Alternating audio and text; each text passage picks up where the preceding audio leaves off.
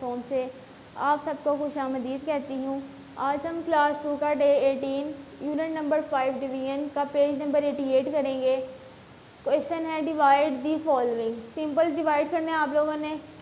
2 का टेबल हम लोगों ने 12 तक पढ़ना है। 2 6 12।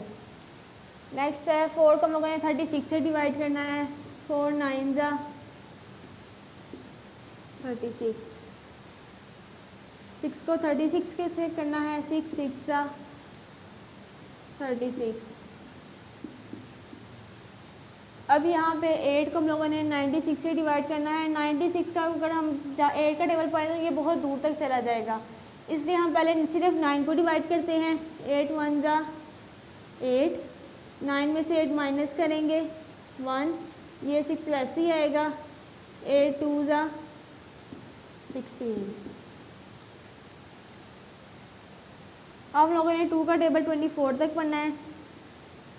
2 1 2। 2 में से 2 माइनस करेंगे 0, ये 4 वैसे ही आएगा। 2 2 4। लोगों ने 5 का टेबल 40 तक पढ़ना है। 5 8 40। 9 को 81 से डिवाइड करना है। 9 9 81।